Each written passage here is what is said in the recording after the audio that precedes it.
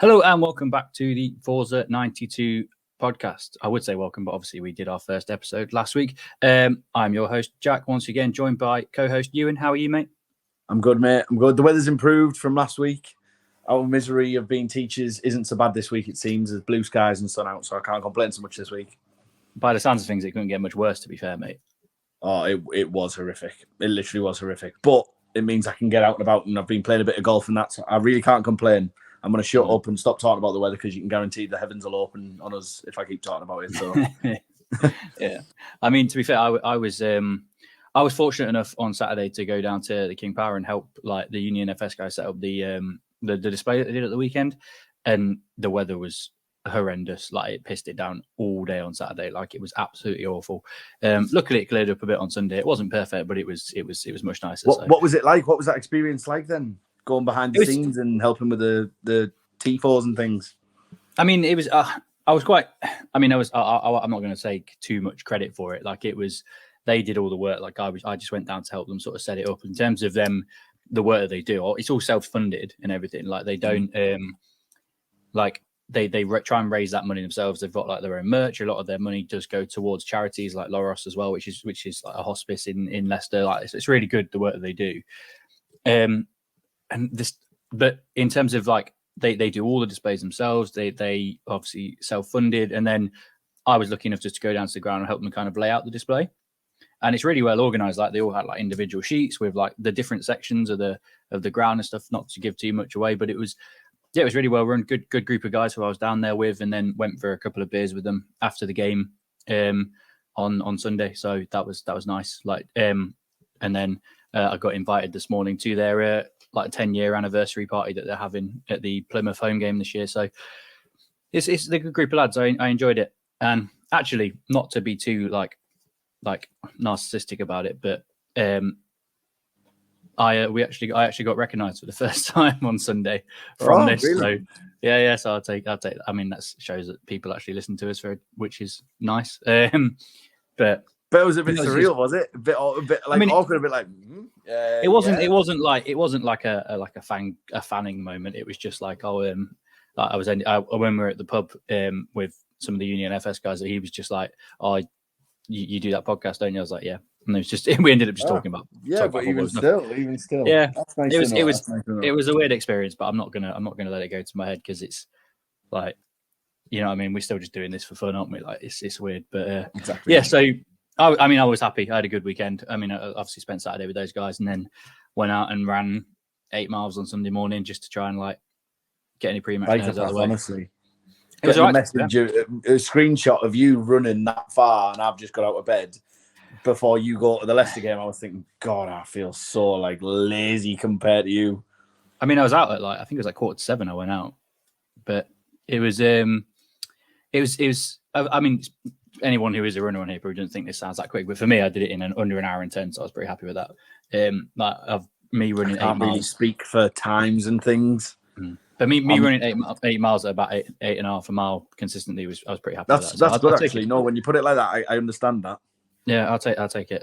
But I've got an 8 mile race in my running club coming up in at the start of September, so I was a bit like, I should probably start training a little bit for that. And I've signed up for the Coventry Half Marathon in October as well. So, I mean, you're absolutely chiseled, mate. At the gym an hour ago, doing all the running, beating them off with a stick, mate. That's what you'll be doing. Yeah.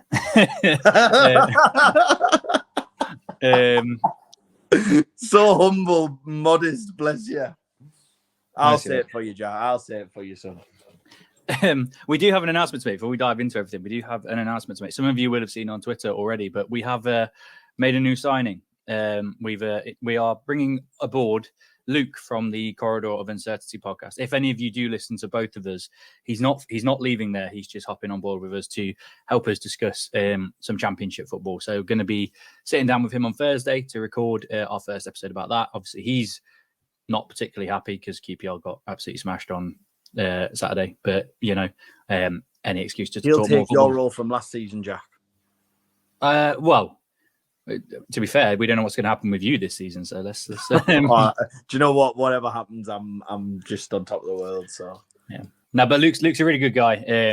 Like he's been on before. He was on with us to discuss the championship last season with Ben as well from their show. That really good pair of guys, got really good knowledge about all things football, not just the championship. But now one of us has been relegated. We felt we should spend a little bit more time talking about the championship. So we are going to try, and we're not going to be. I'm not going to sit here and make promises. Try is the word I'll use. We're going to try and deliver 2 episodes a week this season.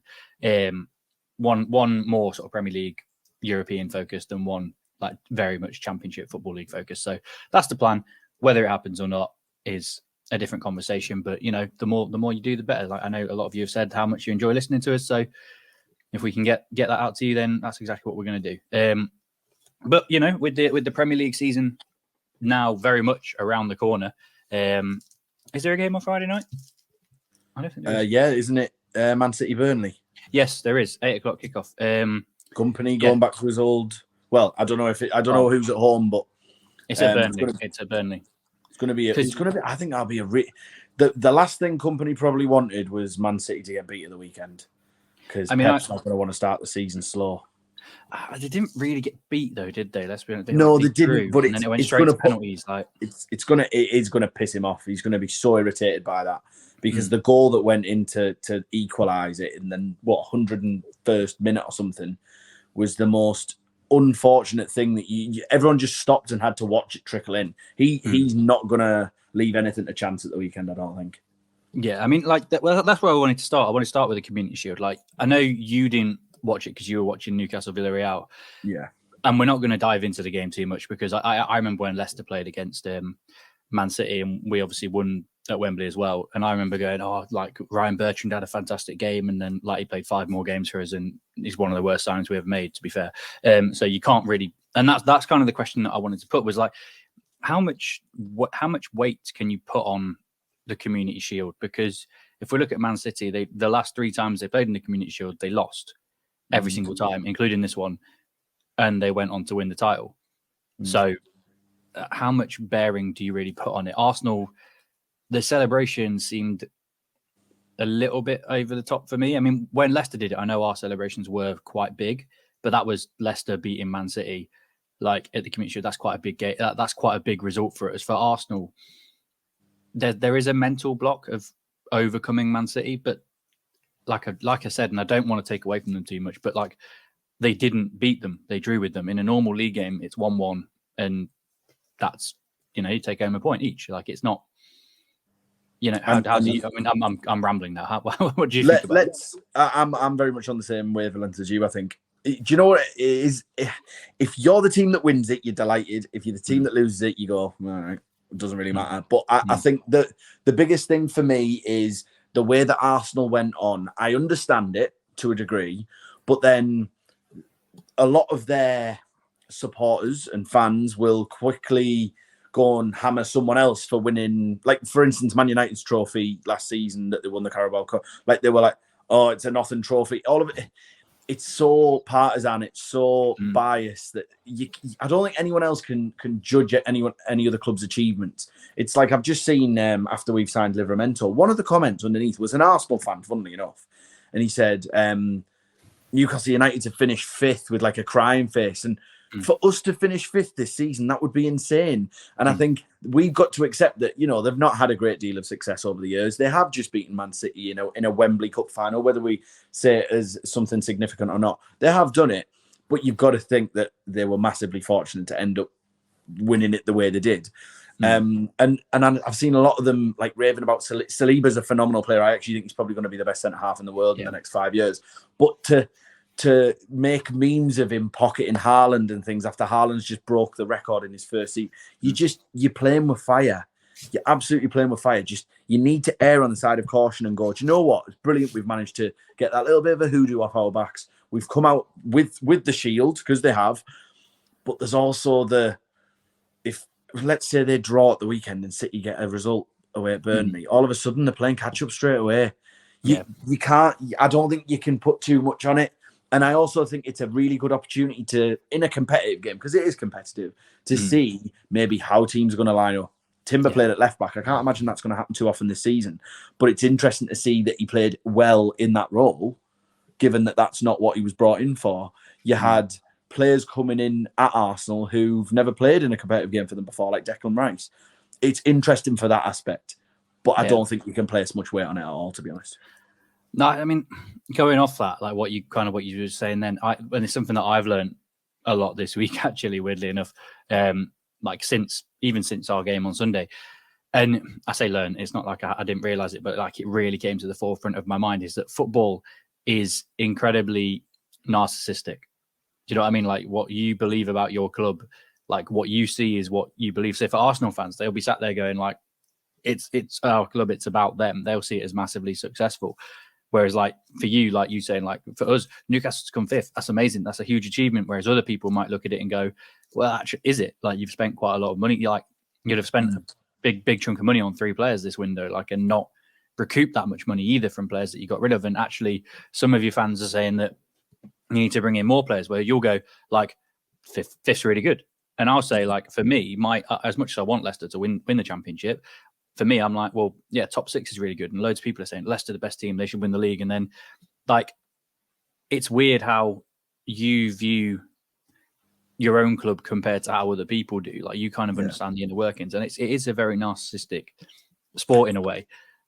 I think what's important for neutrals is to try and see it from both sides. So for instance, I'm looking at Tottenham now, and Tottenham are in the biggest limbo I think I've ever seen a club in. Keeping Kane is so important, but losing Kane is also so important, because they need to start this rebuild at some point. This new wave that's going to come has to come at some point. And with a new manager coming in, I think it's probably a good time, if I'm honest. I think it's not a bad opportunity for this to happen and recoup the money, because if he stays another season, you're getting nothing. Yeah. And Spurs have got a big debt to pay off for that stadium. There's a lot that comes with it, and I think you've got to weigh up. So Arsenal finishing second last season was phenomenal. Like, that was unbelievable. I didn't think they'd finish top 4 before a ball was kicked. But then when you saw them at the top of the league for that long, you go, it's not that great an achievement after all, is it? But you're also then nuancing that with Man City won the treble. They were clearly one of the best sides that have ever played in the Premier League. Yeah. You have to weigh things up, and I think it's really important that you don't belittle other clubs' achievements too much. It's obviously banter, and there's a lot of laughs go about with it. Like, I've got mates who take the mick out of me. I've got a Man United fan, a Liverpool fan who I speak to regularly. They mock us. But I think the difficult thing for clubs at the top of the league is they've set such high standards, you're so easily criticised then. If you spend 100 million and you don't improve the season after, what have you done with that money? Yeah. Whereas I think at the minute we're in a very fortunate position that we've spent. Yeah, absolutely we've spent. But we haven't spent any more than what some other clubs have done that are slightly below us. And yet we finished Champions League. So we at the minute can go, no one can say a word. But there will come a point where people will go, well, that was a failure. That was a failure. You've got to weigh it up. You have to. Chelsea is another one. I mean, I looked at Chelsea's midfielders. I don't think they've got a midfielder over 23 years old. Genuine, I'm sure they don't have a midfielder over 23. So if you were looking at that from a neutral point of view and not looking at it as Chelsea Football Club with Pochettino in charge, you'd probably go, well, we're not expecting them to get top 4. But if they got top 4, you'd go, oh, well, fair play. You know, they've done that with quite a young squad. But then you'd also go, well, they've spent 600 million, and it's so easy to fire shots at people. So I think it's very important to try and weigh it up. And I think Arsenal winning the Community Shields is a big thing for them mentally. But in terms of success, it doesn't mean anything. It doesn't mean they're going to do anything. They could finish outside the top 4, and all of a sudden it's an absolute waste of time. So, yeah. I think you kind of made a really good segue in there to like what I wanted to talk about, like, and the main crux of the episode is like the transfer market, like the Kane situation. Daniel Levy, as much as he is a very, very like strong negotiator, some would say impossible negotiator, but he is incredibly like he's playing with fire massively by not selling Kane now. Because if he rejects all these big offers that are coming in for him, and then he walks for free next year, like let's say he breaks the record for Spurs this season and then he walks for free next year, that's in terms of Tottenham rebuild. Yes, they've got a lot of money behind them, but that extra 100 million that you might get for Kane, it's huge, isn't it? And you're playing with fire, because if he does break the record this season, then goes, right, I've done that, I want to go somewhere else now, Spurs fans will turn on Levy for that, because he's such a big sellable asset. And in terms of a rebuild, Kane's not going to be around forever. There isn't really much of an understudy to it. And Richarlison, I think Harry Kane to Richarlison in terms of a downgrade is possibly one of the biggest downgrades you could possibly, well, would probably be the biggest downgrade out of strikers around, to be fair. Like it's ridiculous. So the window itself at the moment is so skewered. And I was listening to I was watching the overlap with Gary Neville and all them, like the one that they released this morning. I was just sort of had that on whilst I was eating breakfast this morning, and they were saying that like Liverpool have actually still got things right. They're looking at players in this sort of 30 to 40 to 50, 60, that kind of bracket, and they go, we don't want to go above that. But the market's ran away from them, hasn't it? At what point do you think that, like, I'm not being funny, Declan Rice going for 100 million, that doesn't happen if Enzo Fernandez, Jack Grealish, them don't go for 100 million before. Yeah. Tonali's not worth 70 million quid. Harvey Barnes isn't worth 40 or 40 plus million, whatever you paid for him. Like, the way that the window's working at the moment is killing competitiveness, in my opinion. Like, how can players be going for that much money when, like, you've got clubs like Luton coming up and they can't recruit players anywhere to the same level? Like, how is that sustainable as a division? It's so interesting. I did a bit of a thread on this on my Twitter the other day, and it wasn't really anything that I'd thought about. It was a tweet from a Wolves fan that had said about financial fair play, and it's inflation hasn't married up with financial fair play. So you're allowed to lose 105 million across 3 years. Well, I'm not being funny. Transfer signings now are about 40, 50 million a piece. So you've then got to somehow recoup 50 every year. Like, it doesn't happen.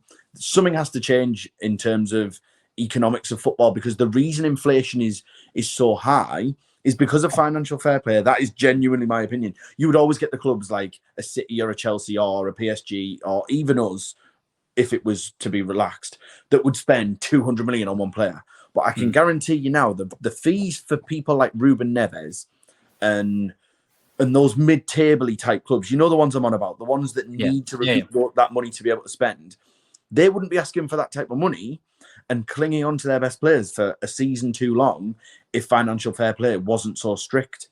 It hampers the clubs in the middle to the lower sections of the league. So Luton's commercial revenue will be literally next to nothing. It will be minuscule.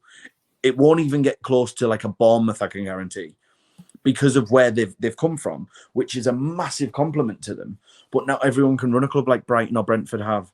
Brighton and Brentford are so well run in terms of the analytics and the data side of it. But even then, there's no guarantees, because of someone like Ivan Toney obviously being banned, that Brentford are going to necessarily do as well as they have. How are they going to replace Ivan Toney without spending 40, 50 million quid themselves? It's nigh on impossible. He's one of the top 3 strikers in the league. You're not going to replace him without spending a massive amount of money, are you? Exactly. It's just not going to happen. That is such an unusual situation. Of course it is. I mean, it doesn't happen very often. But it's still... you could just say it's an ACL injury. I just want to cut you off there, just because it's just a really important thing. Like, obviously, Leicester got relegated. We're now in the Sky Bet Championship, and it felt weird for me to see Sky Bet, all these betting companies all over the stadium and like sponsorship everywhere. Like, Ivan Toney's been banned. He's clearly got a betting problem. I know we're a little bit late to the party on this. Like, I get it, but we've mentioned it, so I want to kind of bring it up. And it really dawned on me on Sunday. Like, how do you feel about that? Like, how can somebody who's clearly got a betting problem be banned for this much money for this much amount of time when he plays for a club that has betting sponsorship on it? Like, loads of clubs in England have betting. Like, we've got 3 divisions that are literally sponsored by a betting company who monopolize the whole market because they drive, like, in my opinion, Sky Bet drives transfers. They sponsor a league, and yet they're like, oh, odds on this player moving, odds on this player moving. And they've got Sky Sports who report transfers, and that it's all just, I mean, I'm not going to like label corruption. I don't want to get sued by anybody, but like, it's a no, it's weird. I don't agree with it. I think that if you're going to ban a player for that long, who's clearly got a betting problem, he's clearly got a gambling addiction, you're going to ban him rather than, and hopefully seeking the rehab and the support that he needs, whilst also simultaneously refusing to cut ties with so many betting companies that cause those kind of problems. Like, if anything, I think football is beholden to the gambling market, not the other way around. Do you know what it is, though? And this goes again to financial fair play. It always seems to stem back to it. Clubs want big sponsorship money to be able to compete. And the only companies that can throw that much money at it and recoup the money they're investing is gambling firms, because football is so, like you said, it is so driven by gambling. Now, I don't personally gamble. I mean, I might put an accumulator on like once a season if I'm at the pub with my mates. Like, that is literally it. I don't even do fantasy football because it stresses the life out of me. But I know people who are so driven by that week to week thing, and it's just a little thing, and there's no problem with it, but there's money involved and people take it so seriously. And these betting companies go, well, I tell you what, like, we had Fun 88. Do you know them? Have you heard of them? Yeah. Never. I mean, before they sponsored you, no. They're a Chinese company. Didn't they sponsor like Burnley as well for a bit? Or No, to completely. And the worst thing was, when they first took over us, there wasn't even a website. There wasn't a company. Like, there was nothing. There was literally nothing to say that they were a legitimate company. Obviously, they became one, but they were able to throw 8 million quid at us. I think it was 5 million, then it got up to 8 million. Like, you're not going to find a company that's going to get that money back out of football, because football is such a niche market in terms of who they attract. So it can't be like a clothes company, really, because clothes companies are selling things for, I don't know, maybe someone will pay £100 a year who's a loyal customer, but someone who gambles might put 20 quid in a week. You're talking vast differences in money, and it always seems to come back to this. And you were right about the monopolisation of the league, that it seems to protect the big clubs, and the middle to lower clubs are in a very vulnerable position, because they're trying to catch that. They're trying to get that pot of gold at the end of the rainbow. It's not going to be there. It's not going to be there. Something has to change, and I don't know what the answer is. I don't think relaxing financial fair play rules is necessarily the answer either. I don't. But it all points in one direction, and I think the worry, and I don't say worry I say inverted commas, because I've heard Jamie Carragher crying about it. That Saudi Arabia are going to challenge UEFA for all. Well, I'm not being funny. Europe have literally been doing it for so long and pinched the best players from South America, and the best players from Africa. And France have so many unbelievable talents who were born in Africa, brought to France, coached there. What's the difference now? Just because it's not your continent, your country, and your league, you can't throw your toys out the pram now. You were a player in all of that. You watched that. You're part of Sky, which we've just spoke about. It's a really difficult situation, and I think something has to change. Otherwise, Saudi will run away with it. I do think they will, because there are endless pots of money, but it has to. Well, they have no financial restrictions on it, do they? Like, we have financial fair play. If we didn't have financial fair play, like so many, and I'll be honest, financial fair play was in response to teams like PSG and Man City when they got taken over, and they suddenly had loads of money for them. It was to try and keep the status quo. And that's exactly what it's done now. Like, Man City managed to get above it. Like, you guys massively overperformed last year, so you managed to kind of avoid it. And also, you were really lucky in the fact that actually Mike Ashley hadn't been spending lots of money over the years. Ended up benefiting us. Yeah, but that's the thing. You look at a lot of the other clubs, like Villa, and I use Villa as an example. Yes, they got Europa League, but the finances in Europa League are so different to the finances in the Conference League. Conference League. Sorry, no, you're not right. Even the Europa, is it? But again, and that's the thing. Like, if I know from experience with Leicester, like, if we'd have got top four, one of those 2 seasons where we fell out, it would have changed the whole trajectory of the club. I'm not saying that we'd have ended up being a top 4 club forever, but we'd have had a massive financial blanket to fall back on that summer, and that gives you the opportunity to then spend a bit more, because it's not about overtaking those clubs. It's about hanging on to their coattails and sticking with them. It's not about none of these clubs that ever come up, like Villa, aren't ever going to overtake them anymore. Like you see it with Liverpool now. Liverpool been one of the most and I feel like it's a complete oxymoron what I'm about to say, but like Liverpool haven't been successful because they haven't won that much, but they have been extremely successful in terms of they've been one of the best teams in Europe. Amongst it all the time, haven't they? Yeah, they've been one of the best teams in Europe for the last 6 years.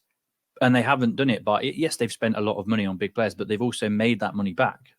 They've used, and that's why this season they're suddenly, while all these players are going for astronomical fees, like, I love Declan Rice. I think Declan Rice is an outstanding, phenomenal footballer. Yes. He's not worth over 100 million quid. He's a defensive midfielder. That's not where you invest that money. If you're going to spend 100 million pound on a player, it's like a Vinicius Junior or a Haaland. Like, the fact that Man City managed to get Haaland for the price they did, and even Liverpool with Núñez, to an extent, these are ridiculous. That is really good business in the market, actually, when you think about the fact that defensive midfielders are going for over 100 million quid. Like it's. But I'm gonna throw something at you here, and it's interesting because you've just praised Liverpool, and I can't praise Liverpool enough for the way they've done things. Because when they had Michael Edwards in charge, he was so good at getting good fees for bang average players and below average players, and he did so well at just topping that pot up every so often. So if they needed a £30 million player, right? Yep, we'll go and do that. Yep, we'll do that. We'll do that in January. That type of thing. They were brilliant at that. But do you not think they were a massive issue in the fact that they bought Van Dijk for 75 million and Alisson for 60? Because Van Dijk but they bought that off the back Leicester asked for X amount for Fofana, Leicester asked for X amount for Maguire, and that's not a dig at Leicester because I actually don't blame you. I would have done the same. And all of a sudden, keeper fees like Kepa went up. Like you're talking. Yes, okay, they did, and they bought well, and they ended up bringing them success. But that's a big outlay in itself. I think the big outlay came from the fact that when the problem is that the problem you've got in modern football is that it's so well documented. Like transfers historically, when it was like, oh, they signed for an undisclosed fee. Most of the time in the early noughties in the 90s, it was an undisclosed fee. We had a rough idea, but probably not. Nowadays, everyone knows what the transfer fees are. Like all the agents' fees, everything's published. It's all on Transfer Market. You can find out that information. As soon as it came in that Liverpool had got 150 million or however much it was for Coutinho, Southampton probably went, well, it's January. I don't want to sell our best player in January for this much money. So if you want him now, you pay this much. And the problem is, whilst the Premier League is going off into the stratosphere, that meant that mid-table clubs, yes, they still don't have as much money as the bigger clubs, but they're not as desperate to sell. Like you look at Leicester now, and Southampton are a great example of this. Like whilst we've been relegated, Southampton are a championship club now. They're not a championship. So are they a Premier League? I'd say they're a Premier League club. I think they've got enough iconography in the Premier League to be a Premier League club. But you know what I mean? They're a championship team now, but they've got the balls and fair play to them. Like stand up to it. They've got the balls to turn down £45 million for one of their players in the championship. Like that shows everything. Like that shows that if Southampton can bounce straight back, that they'll be fine again next year because they've got the money and they've got the ability to do that. And that's the problem is the Premier League goes like this. There's all the TV deal, all the money and everything. It does not equally distributed across the pyramid like it should be, but it goes to each of the clubs and they go, okay, we've made this much money. We've made this much money. They're not desperate to sell players like they used to be because the money coming into them just by being in the Premier League. That's why the Championship is still, in my opinion, the best league in the world because everybody, like League One, League Two, ideally, you want to get promoted out of those divisions, but every team in the Championship, no team in the Championship wants to be there. That's why it's so competitive because they all want to be in the Premier League with the Holy Grail, which is where all that money is. And that's the thing with Luton. You look at the way that Luton are recruiting. I don't know if this is just because players don't want to go there. I think it's actually them being clever. A few other people have said this, so don't take it like as gospel from me, but I think they're recruiting to have another strong season in the Championship next season. You look at the players they're bringing in, they're all excellent Championship players. I think they're recruiting because they know they'll go, okay, we'll go down. We'll get a lot of money for being in the Premier League this season. We'll be able to rebuild certain parts of the stadium. We'll be able to invest in better players when we go down. We'll have more money so we can keep hold of some of our better players if we go down. And we'll have a really good chance of going up again the year after. A bit like kind of what Burnley did, a bit like kind of what Bournemouth did when they first went down, like the way that Watford operate as well. Like, yeah, it's. I think that's what they're doing personally, and that's because there is just so much money in the Premier League, even for the lesser teams. Is it not more of a problem though that people are chasing that pot of money and throwing silly money at it and then not succeeding and ended up in a bad situation? Like I'm thinking about Sunderland when they went down, and it's unsustainable. I mean, Derby are the best example of that. It is completely unsustainable if you're not successful, but. It's just there's so, and that's where the money in football is. I think eventually football will collapse in on itself because there's only so much money. And like, let's be honest, how many clubs outside of the big six, and if we include you now, well, with the big seven, like you signed to not how much?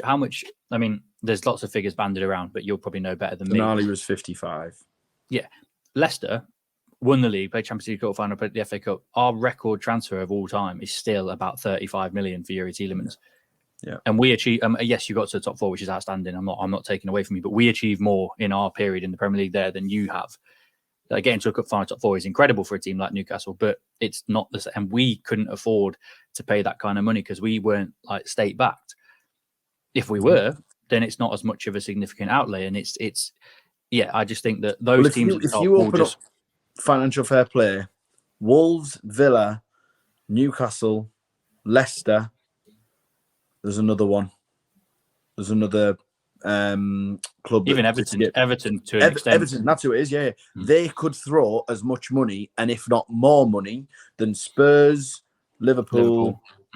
Probably them two, really, because I guess you've got Man United, Arsenal. Man United, while the Glazers there, if Qatar take over Man United, then it's they go into the stratosphere, don't they? But like with the Glazers there, like they still a little bit, even though they spend lots of money, they're still. To be fair, I was going to say they still spend stupid money though. I mean, God's sake, I'm sick of this moaning about money. No, I agree. But the reason they can do that is because they're. I mean, them, Real Madrid, they're still the two biggest clubs in the world. They make so much revenue all over the world, and that's the thing, isn't it? Like that's where they get away with it. But even then, like, what do they actually want? Like, I know this is going off on a tangent again, but the Man United thing, I completely understand when the fans say, and I've got a few mates who say, "Oh, we want the stadium redeveloped and improved because it's got holes in the ceiling." Completely get that. I would be disgusted if that was St James's. I'd feel really hurt by that. They want a new training ground. Absolutely. I'm on board with that because we need a new training ground. We're currently looking at plots for a new one and we're redeveloping the one we've got.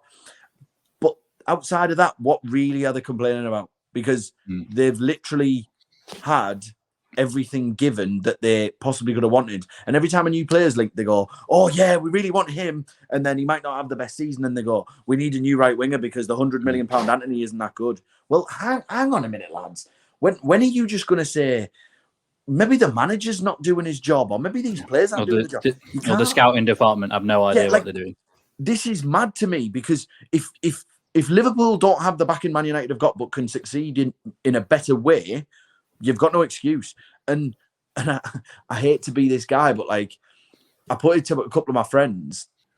What if the Glazers were to say, "Do you know what? We're going to actually completely redevelop Old Trafford and make it a bit like Spurs Stadium, let's say. We're going to build a brand new training ground, but we're still not going to put our own money in." Would you be happy? And they go, no. Well, what are you actually complaining for then? Because you can't think of any more reasons that they're a disgrace. And they have been a disgrace. There is no denying that. But any club in the country would love to be in their position. And I don't think they sometimes realise what that means to be in their position. And they've just signed Højlund.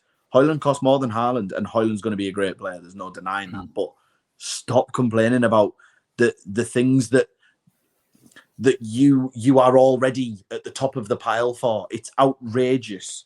It's absolutely outrageous. And then you look at clubs like Palace. So apparently Palace want a lad from Leverkusen. I can't pronounce his name. I think it's Kasunu or something on loan because they have to sell a player because Zaha went on a free. Again, they should have sold him at 70 million quid when Arsenal came in a few years ago, but they were clinging on to him.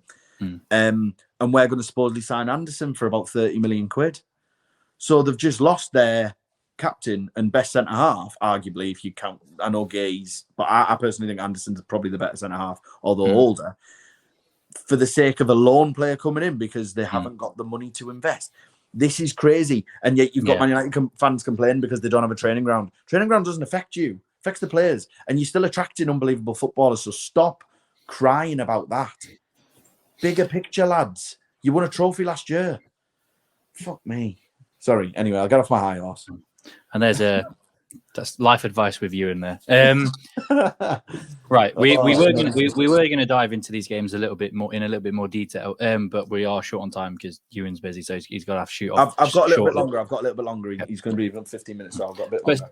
I still want to go through our actual predictions. So what I'm going to do is I'm going to go through all the fixtures from the Premier League this weekend.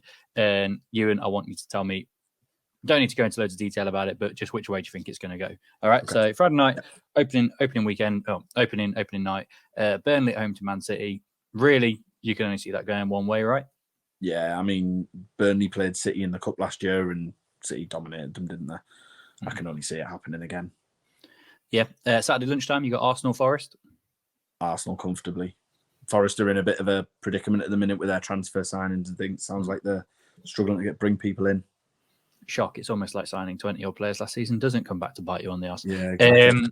Not that I'm bitter about them staying up. Bournemouth, West Ham. That's quite an intriguing one actually. I'm going to go Bournemouth. Yeah, West Ham haven't really recruited, but Bournemouth have actually recruited quite well on paper. Bournemouth's recruitment is insane. They are so data driven. Do you know what I like? Nicholas Jackson was there to be had, but they knew they couldn't throw money at a player who failed his medical. So Jackson failed his medical at Bournemouth, for anyone who doesn't know, and that was in January. So they didn't move. They didn't go ahead with the move, but they have recruited so sensibly in terms of players that are just starting to blossom before they really explode. So they're probably going to end up making a lot of money in the same way Brighton do. So I've got a lot of time for what Bournemouth are doing. Looks like they're going for a buy to sell kind of model, doesn't it? Yeah. And do you know what? Why not when you're a club like that? Because I think they're an attractive proposition. The location of the club where they are in the country, beautiful place to live, lots of sun. It's a retirement community, really, let's be honest. Anyway. It is. Brighton, Luton. It's got to be Brighton, hasn't it? But the thing is, Luton could turn up and make it really tough.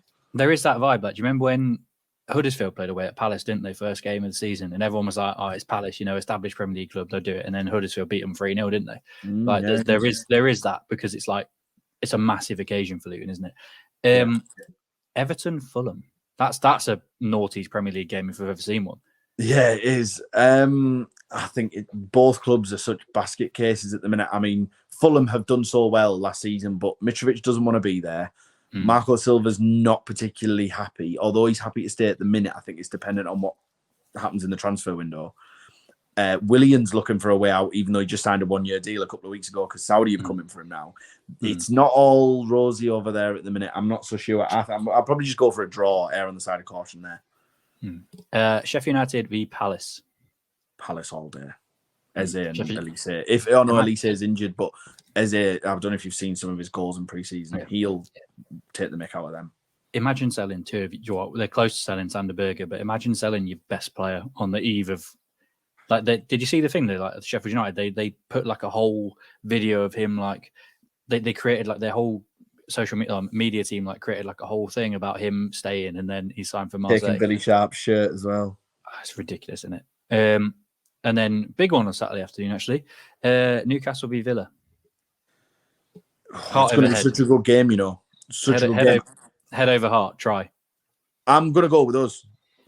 The reason being, I looked at the team that Emery's played every single pre-season game. He's only changed 2 or 3 players for every single game, and that's an absolute max. We've not played our strongest team yet, and we've rested players. Because the way we play depends on energy, like full throttle, hell for leather. And I genuinely couldn't tell you our team. Couldn't tell you our team. And I think that's really good going into a game with Emery, because Emery's so good at picking holes in a side, and he did it to us last season at Villa Park. But I could tell you their team, I'm sure I could. And I also think we played them in pre-season, and they went 2-0 up in 20 minutes, and I was like, oh, Christ. But then we were 2-2 at half-time, and then they went 3-2 straight after half-time. Then we brought it back to 3-3 and probably should have won. But they had their strongest team out, and we had pretty much a hit-and-miss team. We had a couple of we had 4 youngsters. Yeah, we had a couple of youngsters playing. I know you Eddie Howe wants Miley around, but I heard that we were sniffing around him, inquiring about taking him on loan.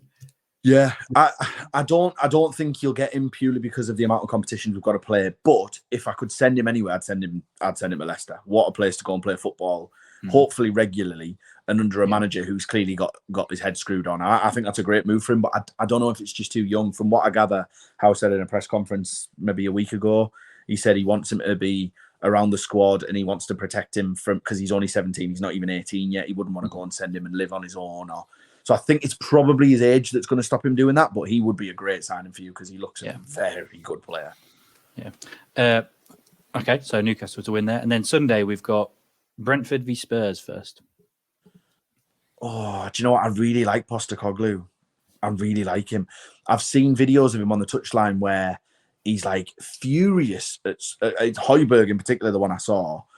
But then I've seen them play out from the back, and I think, do you know what? They could, because Tony's not available, they could really do damage to Brentford. The only thing is Brentford on the counter-attack, if they can get Sharda and Mbumo running the other way with Wissa, you've got dangerous players there. So if Kane plays, I think Tottenham. If he doesn't, which I can't imagine he won't, I think he will. I think I'd go draw, but Spurs. And then a huge game 4:30 on Sunday. Actually, to be fair, as a bit of a putting a marker down, you've got Chelsea v Liverpool. Yeah, big one, isn't it? I think it's weird that they've started with that. It never normally happens. I mean, yeah, I don't know. I always feel like the randomly generated. It's not so random. Yeah, no. Well, it was admitted by a Premier League official a couple of years ago, wasn't it? Yeah. I'm gonna go a really high scoring draw, like 3-3. Fair. That'd be a great game, to be fair. Yeah. And then Monday night, Man United v Wolves. Comfortable Man United, like very comfortable. And Man United fans will think that they're ready to challenge Man City and that whole spiel. But I think they will batter them. I think they will absolutely batter them. Yeah, fair enough. I mean, I can't disagree with many of those, even though half of them probably won't come to fruition, will they? Yeah, that's always the way. Right, so what we're going to do, like we said, Euan's managed to get a little bit of extra time, which I really appreciate, so thank you. We'll do a very, very, well, hopefully a very quick game of Obscure Footballer of the Week, and then we'll finish off with our actual sort of predictions for, title, top 4, Europe, and then relegation as well. So I've been watching. The good thing about being a teacher in the summer holidays means that I get to watch a lot of Premier League years, which makes Obscure Footballer of the Week an excellent. I've just had a buffet of players to choose from. A buffet of players. What a phrase that is. Love that. I've got two. I've got one that I'm not being funny. I don't think you'd ever get, and I'll tell you who it was afterwards. But I've gone for one that is, I think, reasonable. Who I'd completely forgotten about, but so you ready? I am ready. Okay. I was born on the 19th of July, 1982, making me 41 years old. Isn't it mad that 82 makes you 40 odd now? Yeah, it's crazy, isn't it? Right. Okay. Well, we're born in 95, and that makes us nearly 30. I'm 94. I'm 30 next year. Oh, he's nearly officially. 30. I mean, I'm a while off it, but I got 2 years till I'm 30, so I'm all right. Anyway, 19th of July, 1982. Right. Okay. I was born in Durham. Ooh. Okay. So I should have an idea. I represented England at every level, but never made a senior appearance.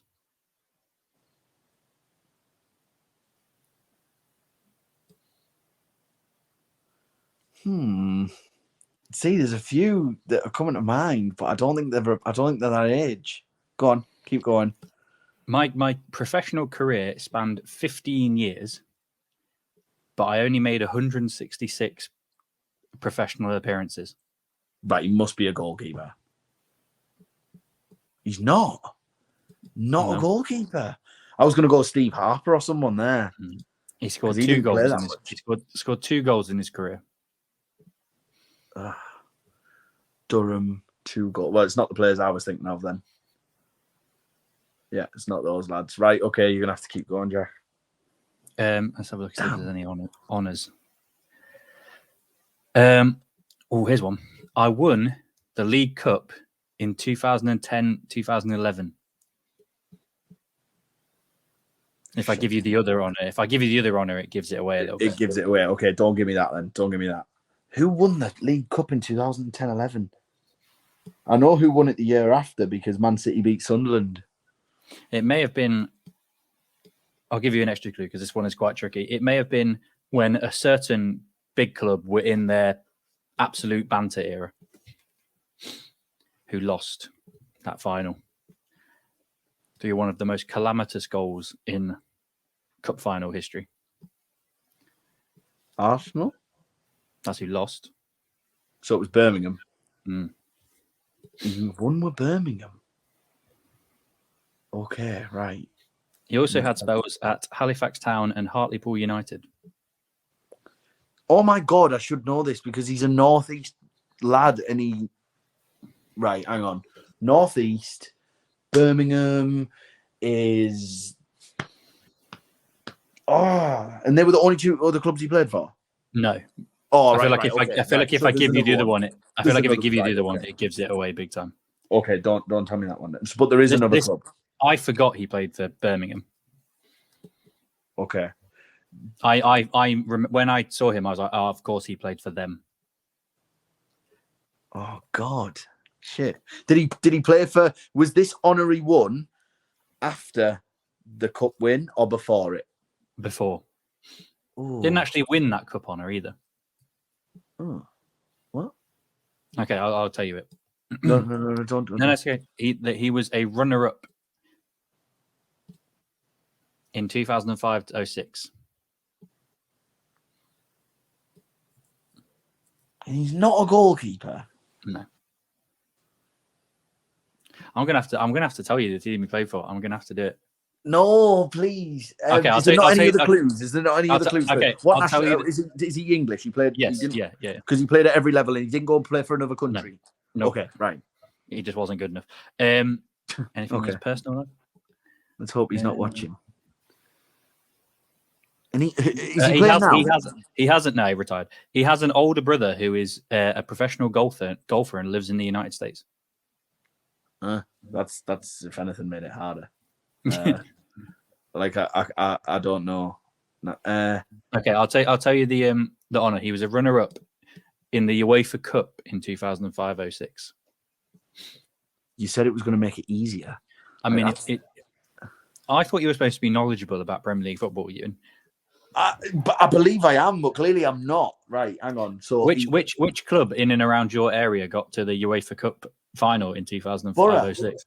Yeah, but I'm really struggling because I played for Birmingham. He's most famous for playing for Borough. Hang on. No, it can't be Stuart Parnaby. It is Stuart Parnaby. Is it? Damn. Do you know what's worse, right? When I played for Middlesbrough, he always used to be in the recovery area, like next door. So we had to walk past him every day for about 4 months. And the other one who was also in there was someone who's now in jail. Yeah. Yes. Anyway, but yeah, he made 91 appearances for Middlesbrough between 2000 and 2007, and then went back to Middlesbrough in 2012, 2014. Oh, Stuart Parnaby, and that's the thing. Got that, you know. I mentioned Stuart Parnaby. I mentioned him yesterday to my mate. I was talking about him yesterday to my pal. He is the epitome of obscure footballer, isn't he? Yeah, he is. So, no offense to it, if you're listening, probably not. So, what we'll do now, just to finish off. I've got one for you. Hang on. Oh, hang on. Wait, how much time you got? I thought you had to go. Yeah. I'm meeting him just after 1 now, so it's fine. Oh, can I tell you my other one before you go? Yeah, 100%. Yeah, go for it. I mean, considering how much you struggled with Stuart Parnaby, I think you'd have really struggled with Quincy Owusu-Abe. Oh no, I probably would have got him, you know, because he played for Panathinaikos. He did. I mean, yeah, he's the only player that's ever played for Panathinaikos. No. But if you said Arsenal and I'm guessing you would have said something about Arsenal youth teams and Panathinaikos. I probably. I mean, in terms of honours, probably, yeah. Let's have a look. Hang on. Can I get him up? God, yeah, I do know Quincy Owusu-Abe. So he played for Arsenal, Spartak Moscow, Celta Vigo, Birmingham, Cardiff, Portsmouth, Al Sadd, Malaga, Panathinaikos, Boavista, NEC, and he currently plays. I think he still plays. He currently plays for SV Robin Hood. Robin Hood, what? Yeah, no idea. Anyway, so you've got one for me apparently. Yeah. Now I don't know how obscure. Well, he's obscure, but I think it might be relatively doable. So, I'm gonna try and give you it in a different way than I normally would because his nationality and things might give it away. Right. So, he was born in 1979 and is 44. Mm-hmm. He played in the Premier League from 2003 to 2011. But before he moved to the Premier League, he played for Feyenoord. And he played for Feyenoord for 3 years. So he was 21 when he went to Feyenoord. He was very young. But before he went to Feyenoord, he started in his home country, which is in a different continent altogether to Europe. After he played in the Premier League from 2003 to 2011... Brian McBride. No, but that's not actually a bad. It's not like it's close, but that's actually a good shout. I just know that he was in the Premier League for a long time and he played somewhere obscure before he came here, and he's American. So I was like, yeah, no, that's what I mean. That's quite a good shout, actually. And then he went back after playing in the Premier League to his home country. He also made 95 appearances for his country and scored 20 goals. Like he was in, and he made his debut at like 18 for his country and played until he was like, well, a good age. Hang on, let me work it out. Like 34. So he was like well known for his country. He won the Olympic. No, he didn't win the. Did he win the Olympic? No, but he featured in the Olympics for his country at a very young age. I'm trying to find his honours as well. Yeah, I don't think he's got any honours. poor guy. Oh no, he won the UEFA Cup with Feyenoord in 2001, 2002. He won his Continent's Footballer of the Year in 2002 as well. So I imagine he's African. No, he's not. Okay. Asian? That way. Not Asia, though. It's kind of not Asia. Oceania, so he's Australian, New Zealand-ish. Yeah. Mm. And if I told you the club he played for in the Premier League, I could give it away. And also the country he's from, it would give it away. Oh. Lucas Neal? No. Hang on, I'm just going to run off every Australian player that I know played in the noughties. So we've got it's not Lucas Neal. Nope. It's not Video Career was there earlier. Kuehl was there earlier. I think there's pretty much two more, and he's one. Schwarzer? No, it's not Schwarzer, is it? Oh no. Okay, there's two more still. He scored 20 goals in 95 games for his country. So like he was a winger pretty much. He did play other positions, but he was mostly a winger. It's not Tim Cahill. Nope. It's the last one. He was. There's one more pretty much. Do you want me to tell you which area of the country he played his football in? No. I can remember obscure Australian players. I've got it. I can do it. I'm like trying to give it to you telepathically. Oh, Brett Emerton. Yeah, well done. Nice. Yeah, well done. I did not know he played for Final. Yeah, he was highly rated as well. And then he went to Blackburn when Blackburn won a trophy under Souness, didn't they? And brought in Duff and well, they had Duff anyway, and then they brought in Emerton. They had a decent team at the time, really, didn't they? Yeah, they had some good players. Blackburn did. I mean, yeah, looking back, right. We got about 7 minutes or so to keep it under an hour, which would be an incredible achievement for us. So we'll do title. We'll do the title. Who do you think is going to win the league this year? Who do you think is going to win the Premier League? Man City. It's really boring, but Man City. See, I want to be different because I don't want Man City to win 4 in a row, and I think the only team that really come close to them this season is probably Arsenal because I think they actually have recruited quite well, but you just can't look past them, really, can you? You really struggle to look past Man City. Nah, I think Liverpool are probably the next closest, because they've got Europa League, and I think they'll focus on. But their midfield's just not that good, is it? Like at the moment, you'd like to think they'll buy a couple. Surely, if they don't, then they're fucking idiots. I'm going to be different. I'm going to go Arsenal. I'm just going to go because I think they've recruited really well and they haven't lost really any key players. So I think I'm going to go Arsenal. Yeah, I can see it. I just think City are just too strong. And who makes up the rest of the top 4? I mean, I imagine that's Arsenal is 1 for you and City's another 1 for me. So who's the other 2 that make up the rest? Probably Liverpool. See, I want to say Liverpool. I also want to be a little bit controversial and say I think Chelsea have a chance because they've got a much better manager. They've got a very young, vibrant squad. They've recruited reasonably well as well. And they have no European football whatsoever. The only thing is they've got a lot of players in certain positions, but none in others. True, but there's still a month left in the window, isn't there? Yeah, there is. But they can't. Surely they can't keep spending this type of money. Well, you say that about every club, don't you? But yeah, I'm torn between Chelsea and United. I am torn between Chelsea and United. I want to go United because I think I just don't want to be boring though. I want to be a little bit different. Chelsea have got a very good opportunity. There's no denying that. I think with Spurs Chelsea, might have the lack of experience. I think if Spurs sign a centre half and they keep Kane, they've got a chance as well with no European football. So yeah, but I think I'm just gonna. I think keeping Kane is such a big if. I'm gonna have to be boring, and I put my neck on the line for the title, so I'm gonna have to be boring and say Man United. Yeah. So top 4 of Arsenal, City, Liverpool, United. Yeah, I think that's probably about right, to be honest. That's what I would have said anyway. And who gets 5th, 6th, 7th in that order? Who gets it? I think it's a toss-up between us and Chelsea for 5th, and then I think Spurs are 7th. So I think I'm going to go Chelsea 5th, Villa 6th, you 7th. We're not Spurs in the top 7. I don't know. You just nearly said they would get top 4.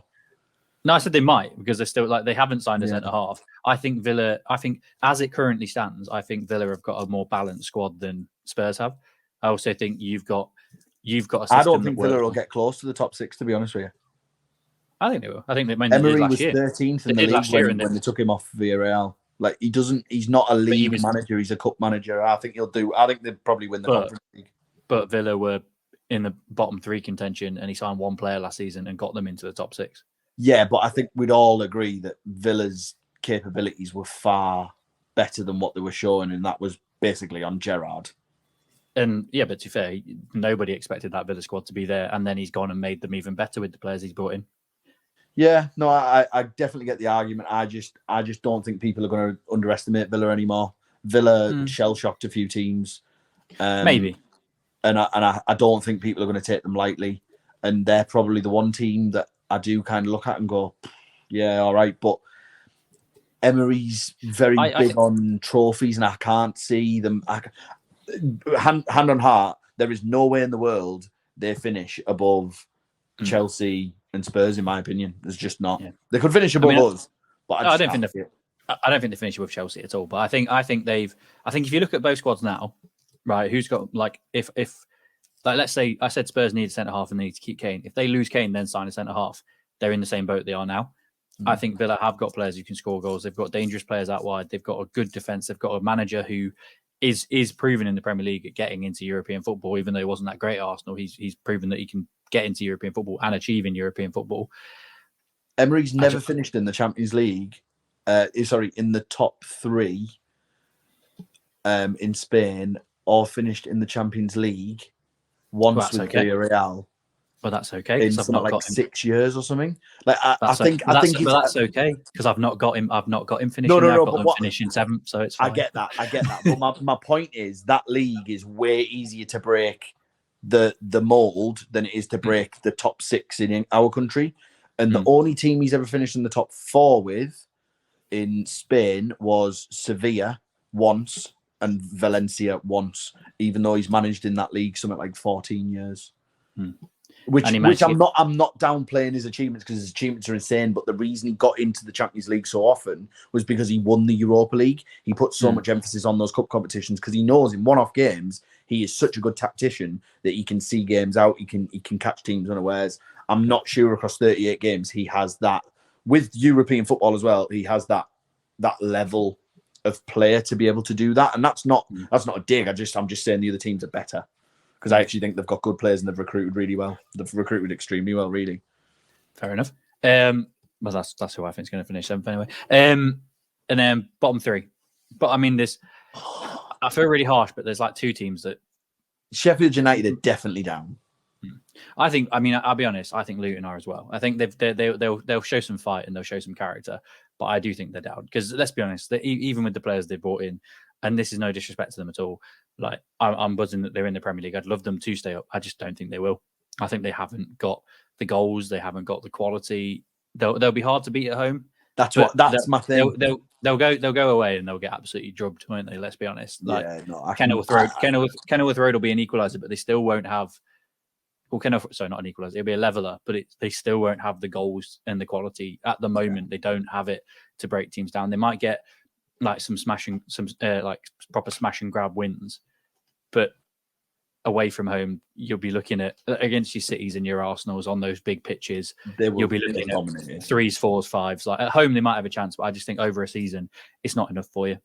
After watching them in the playoffs, though, I remember they defended their box really, really well, and they had a lot of pace on the wings and up front. And if they can do that to teams like, I don't know, like an Everton and frustrate teams, then But that was against a Coventry side that weren't renowned for scoring loads of goals and also had lost. I was thinking more Sunderland, to be honest. I didn't watch the playoff final because I was at Chelsea. Yeah, but Hamer was had gone off injured in that game in the playoff final, and they still it's just one of them. I think I want them. I'd love them to stay up, and this is very much my head rule in my heart. I'd love Luton to stay up, but they just won't. I hate to say it. They haven't got the we mentioned it earlier. They haven't got the financial backing. They haven't got the quality.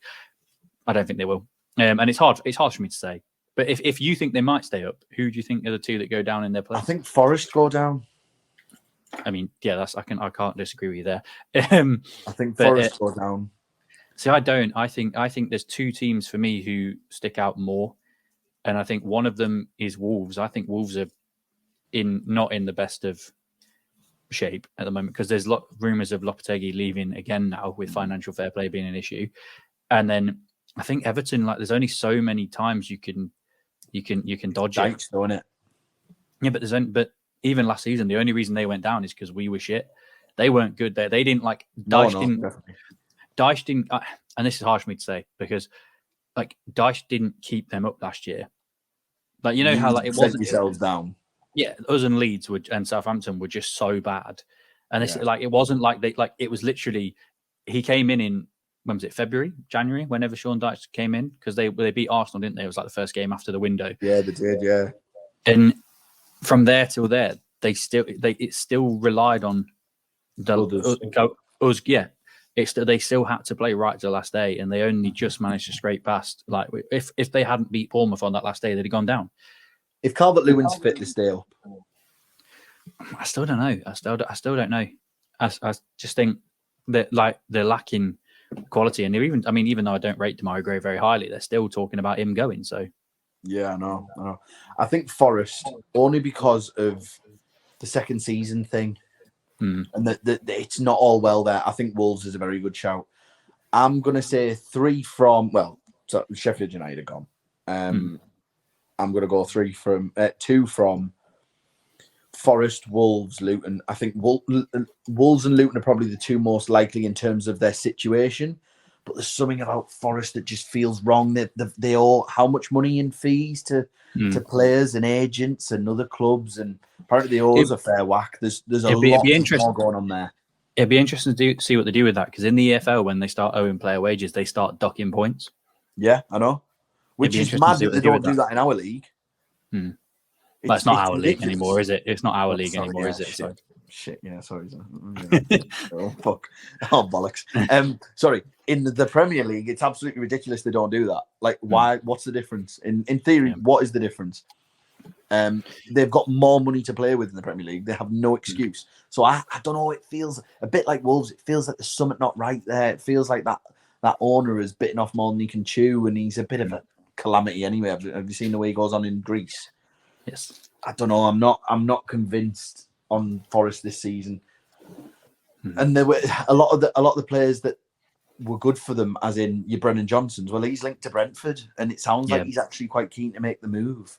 And they need to replace Tony somehow, so they might actually throw money at it. Are they going to get a Brennan Johnson in? I don't see that. Morgan Gibbs-White, excellent footballer, but you're relying on literally one player, because I don't see the quality other than him and Brennan Johnson. I think Awoniyi came into his own towards the end of last season. I think he probably will score more goals this year. But yeah, is he going to be a 15, 20 goals? He's enough. He's not going to be a Mitrovic or a Tony for the in the way they were for. So I don't know. There's something about Forest that I just think is a bit ropey. They're in a very dodgy position, and a lot of their fans are really quite, I wouldn't say defensive, but they're trying to see the positive in it. Oh well, it's going to be paid. It's going to be paid. The fact it's got to this, when clubs have owed money before, it hasn't been. Yeah, it hasn't been paid, has it? That's the thing. Exactly, and they're waiting until the end of August. Well, what does that do for their transfer business? Apparently, they're paying at the end of August. Well, what's going to happen between now and then for signings? They're buying Matt Turner from Arsenal as well. Why? and then they're going to buy Dean Henderson as well. Why? Like, they don't change anything for them. I think they're in trouble. It'd be a really interesting one to see how it plays out. And with that, I mean, it's a good place to end, seeing how things play out. Because this weekend, like Euan's put his predictions down, we said what we think is going to happen by the end of the season. So we'll see how things play out over the weekend. Hopefully, I mean, I'm off to Huddersfield on Saturday, so hopefully we come away with 3 more points and have a good day. Are you going to the game at the weekend?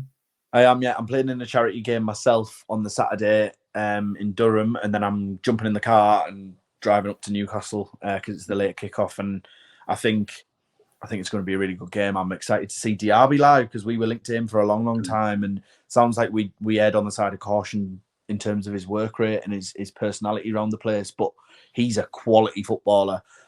I'm intrigued to see Villa live. I haven't seen Villa live since Emery have come in. We battered them the weekend he came in, but he didn't take the game.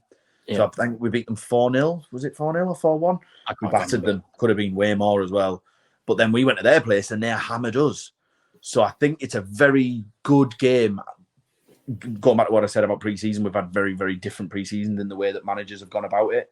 And I'm not going to lie, I trust Howe with my life. In terms of setting up for a game, I trust him with my life. But I can guarantee Villa fans will say the same about Emery. So I think that's a very, very good game. I think that'll be really good for the neutral. Really, really good for the neutral. Yeah, I mean, I'm sure I'll probably find a pub to watch it after we, I don't know, inevitably lose. Probably Huddersfield Jack. Don't know, mate. I'm just excited to see Mavididi was really good on Saturday, even after only training with us 3 days. It'd be interesting to see how he is after playing with us once and training with us for a full week. His younger brother's with us, you know. Is he? I didn't know. Yeah. Sean Mavididi's with our youngsters, and also. Dewsbury Hall, by the way, really came into his own, didn't he? I think he probably needs a year at that level, but we'll touch on that on Thursday when I'm joined by Luke for his debut as a host. So but yeah, obviously thanks again for tuning in with us. Please don't forget to like, share, and subscribe. Give us a 5-star rating on Spotify because that really helps us out as well. But Euan, good luck at the weekend, and I hope you come away with 3 points. Enjoy Huddersfield. I don't know if that's possible, but enjoy Huddersfield. Huddersfield is a decent away day, mate. Two pubs at the train station. It's all right. But, I tell you what, it sounds like you got it planned out then, mate. Oh, absolutely. You go to literally get the train in, and then to one of the 2 pubs, straight down the hill to the ground, and all the concourses outside. So hopefully the weather's nice. I've done it before, but we drove straight to the ground pretty much. We never really got much of anything either side, but it is a good away day, and I think you'll enjoy it. I've got a feeling you'll have a good day. Up the Foxes, or whatever you say down in Leicester. Yeah, sure. All right. All right. Cheers, guys. Thanks again. See you later. Take care.